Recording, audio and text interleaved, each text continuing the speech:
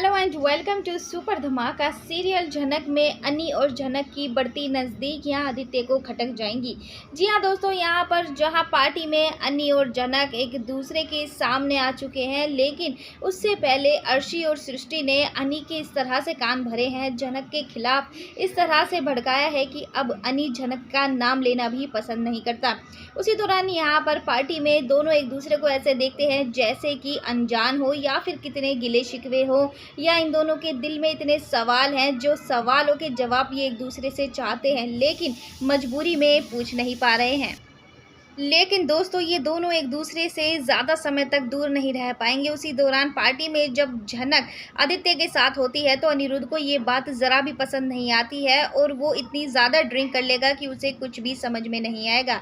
उसी दौरान यहाँ पर नशे की हालत में अनिरुद्ध झनक से सबके सामने अपनी दिल की बात कहता है। यहाँ पर अनिरुद्ध कहता है कि माना मेरी शादी अर्शी से हुई है, नो नो नो, मेरी शादी अभी अर्शी से हुई ही नहीं है। ये सुनते ही झनक एक पल के लिए शॉक हो जाएगी। जी हाँ, यहाँ पर अनिरुद्ध कहता है कि अर्शी से तो भी शादी की रस्में पूरी हुई ही नहीं थी। ये शादी कैसी जिसमें मैंने उसकी मांग ही नहीं भरी।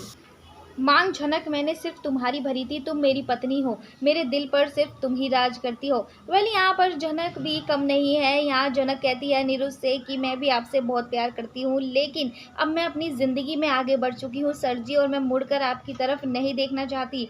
आपकी तरफ आने का मतलब है कि समाज के जिल्लत और ताने सहना, वो मैं अब बहुत सह चुकी हूँ, लेकिन अब और नहीं, अब मैं खुद के लिए कुछ करना चाहती हूँ। वेल, यहाँ पर झनक अनिरुद्ध से माफ़ी मांगती है अपने उस बिहेव के लिए जिसकी वजह से अनिरुद्ध काफ़ी हर्ट हुआ है। लेकिन दोस्तों, यहाँ पर ये क्या, गलती से झनक भी काफ़ी ज़्यादा ड्रिंक कर लेगी और झनक भी कहाँ ही पीछे रहने वाली है। यहाँ पर अनिरुद्ध और झनक एक दूसरे को नशे की हालत में प्रपोज करते हुए नजर आते हैं। यहाँ पर दोनों सबके सामने अपने दिल की बात कह देंगे, जो कि अर्शी और सृष्टि को काफ़ी खटक जाएगा।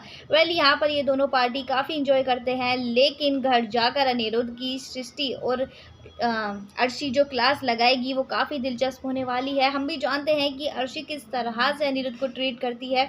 यहाँ पर अर्शी अनिरुद्ध से कहती है, अब मैं समझ चुकी हूँ कि तुम्हारे दिल में क्या है। मैं पहले भी कहती थी कि तुम बातें घुमाते हो, मुझे अपने मीठे जाल में फंसाते हो। अब तुमने अपने दिल की बात सबके सामने कह दी है, तो हम दोनों का साथ रहने का क्या मतलब। और तुमने इतना तक कह दिया है कि हम दोनों की शादी नहीं हुई है। अब बस अनी, बहुत हो चुका है, मैं तुम्हारी बदतमीजियाँ और ज़्यादा बर्दाश्त नहीं कर सकती।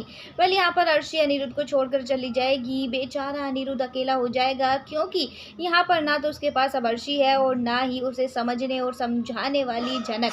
अब ये देखना इंटरेस्टिंग होने वाला है कि अब अनिरुद्ध की ज़िंदगी भला ट्रैक पे कैसे आएगी।